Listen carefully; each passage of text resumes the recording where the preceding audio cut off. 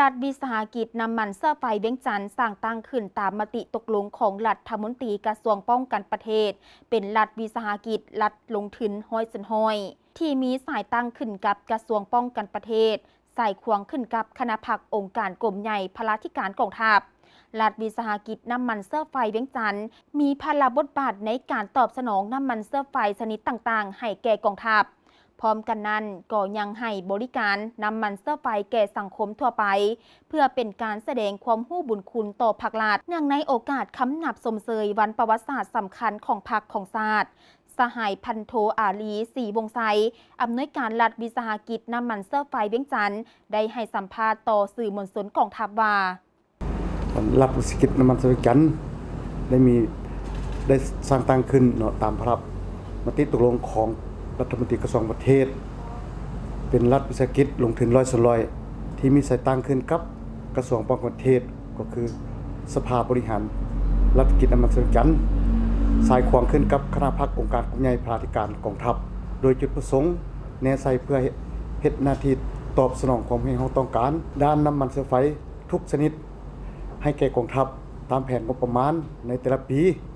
และบริการน้ำมันเสื้อไฟให้แก่สังคมทั่วไปจำนวนหนึ่ง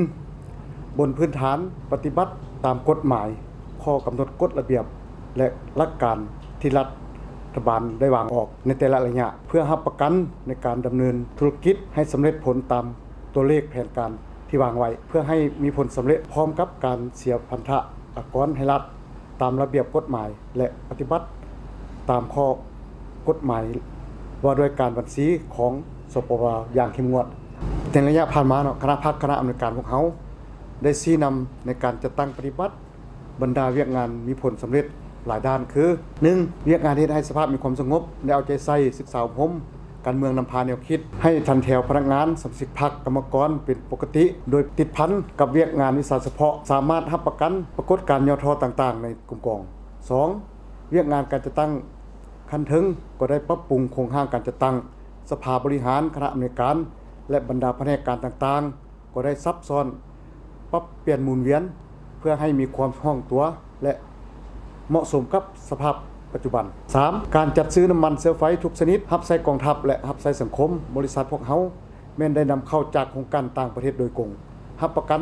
ทางด้านคุณภาพมาตรฐานสากล 4. การขยายตารางลูกค้าเฉพาะปีนี้พวกเขาได้เพิ่มลูกค้าเป็นต้นลูกค้าจากการต่างๆภาคส่วนกำลังป้องกันความสงบลูกค้าตัวแทนจำหน่ายพร้อมกันนี้ก็กำลังพัวพันร่วมมือกับบรรดานักลงทุนลูกค้าทางภายในและต่างประเทศ 5. เรียงงานปกปักรักษาสภานะเทคนิคต่างๆได้ซ่อมแปลงรถสแต็กน้ำมันจำนวน6คันสามารถนำใช้ได้เป็นปกติบรบัตรซ่อมแปลงสางน้ำมันให้อยู่ในสภาพปกติและมีแผนขยายเพิ่มสางน้ำมันอยู่บรรดาแขวงภาคกลางและภาคใต้ด้านมาตรการรัฐวิสาหกิจน้ำมันเสื้อไฟเป็นการของพวกเขา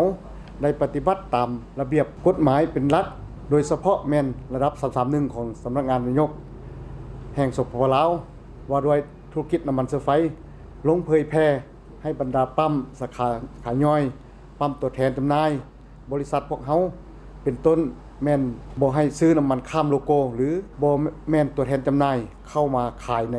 ปั๊มตัวเองเด็ดขาดบ่ให้ขัดกับระเบียบกฎหมายในการบริการลูกค้าบริษัทพวกเขาได้รับประกันคุณภาพมาตรฐาน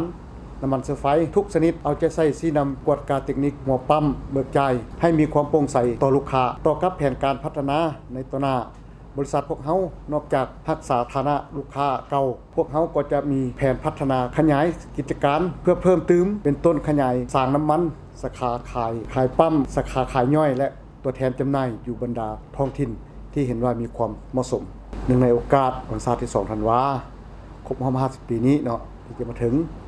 ข้าพเจ้าต่างหน้าคณะพักคณะอำนวยการตลอดนายและพลทหารพนักงานกรรมกรทุกสหาย